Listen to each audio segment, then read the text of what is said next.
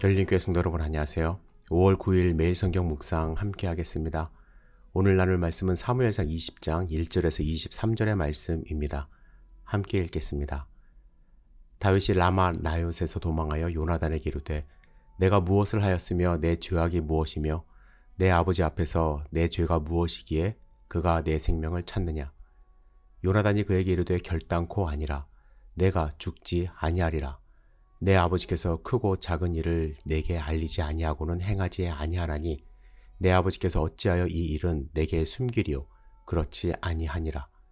다윗이 또 맹세하여 이르되 내가 내게 은혜 받은 줄을 내 아버지께서 밝히 알고 스스로 이르기를 요나단이 슬퍼할까 두려운즉 그에게 이것을 알리지 아니하리라 함이니라. 그러나 진실로 여호와의 살아계심과 내 생명을 두고 맹세하노니 나와 죽음의 사이는 한 걸음뿐이니라. 요나단이 다윗에게 이르되 내 마음의 소원이 무엇이든지 내가 너를 위하여 그것을 이루리라. 다윗이 요나단에게 이르되 내일은 초하루인즉 내가 마땅히 왕을 모시고 앉아 식사를 하여야 할 것이나 나를 보내어 셋째 날 저녁까지 들에 숨게 하고 내 아버지께서 만일 나에 대하여 자세히 묻거든 그때에 너는 말하기를 다윗이 자기 성읍 베들레헴으로 급히 가기를 내게 허락하라. 간청하여 싸우니 이는 온 가족을 위하여 거기서 매년제를 드릴 때가 됨이니라 하라. 그의 말이 좋다 하면 내 종이 평안하려니와 그가 만일 노하면 나를 해하려고 결심한 줄을 알지니 그런즉 바라건대 내 종에게 인자하게 행하라. 내가 내 종에게 여호와 앞에서 너와 맹약하게 하였음이니라. 그러나 내게 죄악이 있으면 내가 친히 나를 죽이라. 나를 내 아버지에게로 데려갈 이유가 무엇이냐 하니라. 요나단이 이르되 이 일이 결코 내게 일어나지 아니하리라. 내 아버지께서 너를 해치려 확실히 결심한 줄을 알면 내가 내게 와서 그것을 내게 이르지 아니하겠느냐 하니 다윗이 요나단에게 이르되 내 아버지께서 혹 엄하게 내게 대답하면 누가 그것을 내게 알리겠느냐 하더라. 요나단이 다윗에게 이르되 오라 우리가 들로 가자 하고 두 사람이 들로 가니라.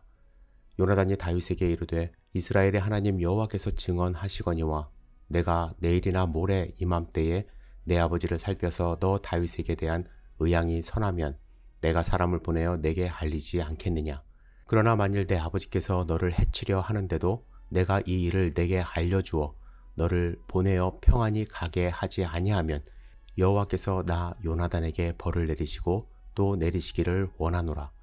여호와께서 내 아버지와 함께 하신 것 같이 너와 함께 하시기를 원하노니 너는 내가 사는 날 동안에 여호와의 인자하심을 내게 베풀어서 나를 죽지 않게 할 뿐 아니라 여호와께서 너 다윗의 대적들을 지면에서 다 끊어 버리신 때에도 너는 내 인자함을 내 집에서 영원히 끊어 버리지 말라 하고 이에 요나단이 다윗의 집과 언약하기를 여호와께서는 다윗의 대적들을 치실지어다 하니라.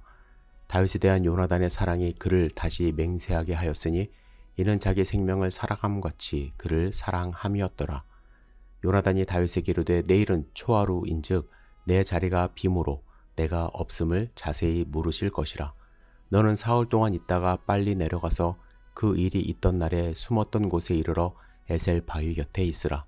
내가 관역을 쏘려 함같이 화살 셋을 그 바위 곁에 쏘고 아이를 보내어 가서 화살을 찾으라 하며 내가 짐짓 아이에게 이르기를 보라 화살이 내 이쪽에 있으니 가져오라 하거든 너는 돌아올지니 여호와께서 살아계심을 두고 맹세하노니 내가 평안 무사할 것이요 만일 아이에게 이르기를 보라 내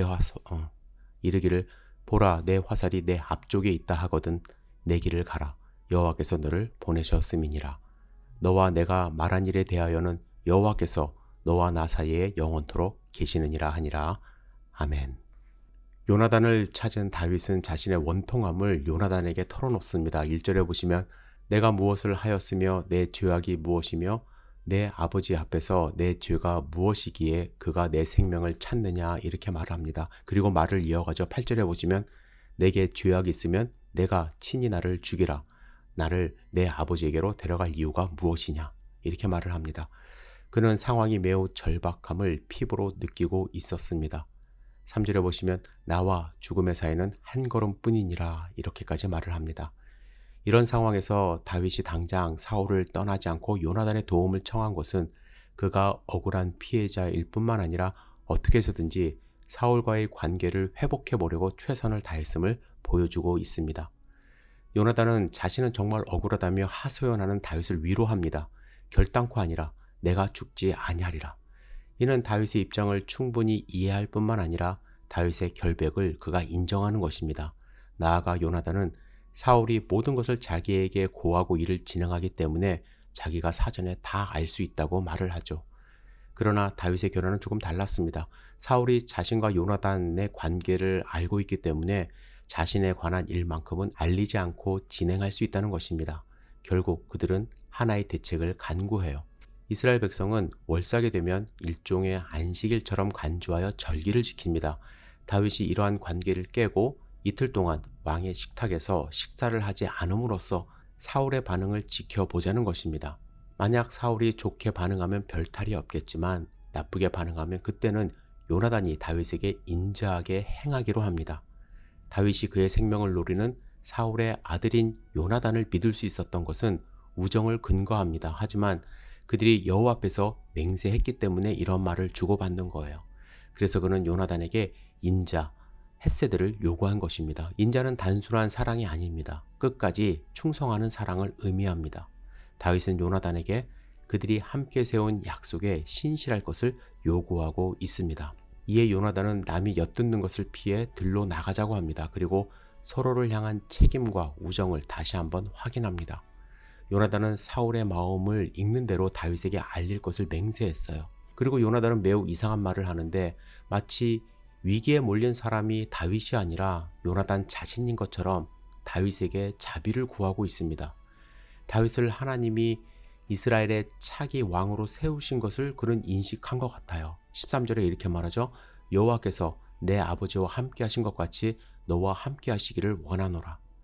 요나단은 어쩌면 왕궁의 거주자가 바뀌기를 스스로도 바라고 있는 그러한 말투로 이야기를 합니다. 그래서 요나단은 다윗에게 왕이 되거든 너는 내가 사는 날 동안에 여호와의 인자하심을 내게 베풀어서 내 인자함을 내 집에서 영원히 끊어버리지 말라고 당부까지 합니다. 그는 다윗에게 거듭 자신과의 언약을 잊지 말아달라고 호소하고 있습니다. 여러분, 요나단의 이 발언 어떻게 이해해야 할까요? 한 주석가는 요나단의 발언은 어리석고 또 아이러니로 가득 찼다고 혹평합니다. 왜냐하면 아버지를 버리고 친구를 택하는 것은 이제 고대 근동의 정서와는 전혀 맞지 않는다라는 것입니다. 사실 우리의 정서와도 맞지 않죠? 아무리 사울이 지팡이에 꿀 찍어 먹은 사건으로 요나단을 죽이려 했고 때로는 정신병자처럼 다윗을 죽이려 하는 이 상황이지만 그래서 아버지를 조금 싫어할 수는 있겠지만 이렇게까지 다윗을 보호하고 아버지를 적대시하는 것은 이해하기 어려운 측면이 있다는 것입니다. 하지만 여기서 우리는 요나단의 행동은 단순히 다윗과의 우정에서 일어난 것이 아니라 주권자이신 하나님을 더 소중히 여겼던 신앙인이었기 때문이라는 것을 우리는 알아야 돼요. 요나단은 개인적인 욕심으로 다윗을 상대한 것이 아닙니다. 그는 하나님의 관점에서 역사의 흐름을 보고 있었던 것입니다.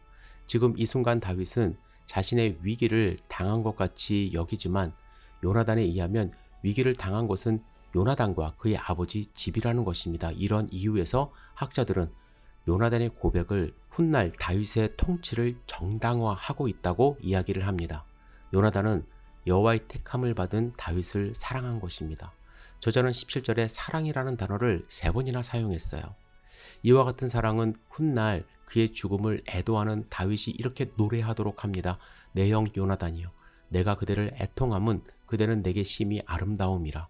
그대가 나를 사랑함이 기이하여 여인의 사랑보다 더하였도다.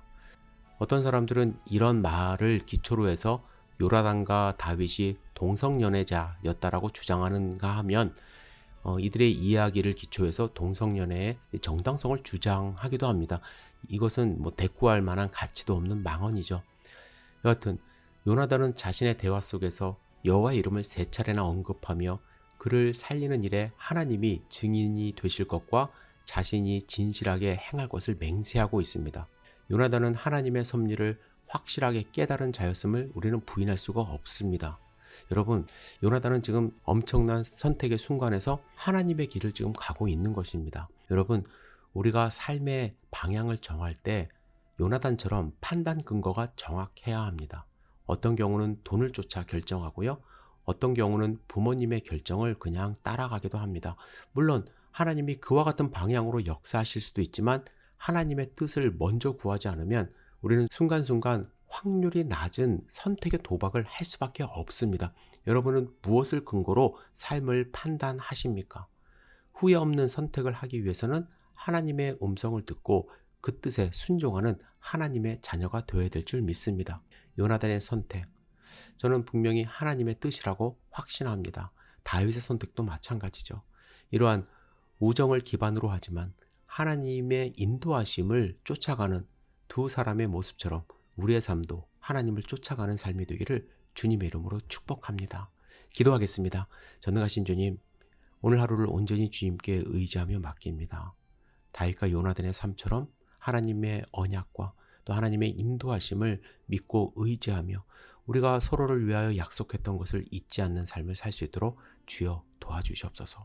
주님이 우리와 함께 하심을 믿고 의지합니다. 오늘 하루도 주님의 은혜를 경험할 수 있도록 도와주시옵소서. 예수님의 이름으로 기도드렸사옵나이다. 아멘.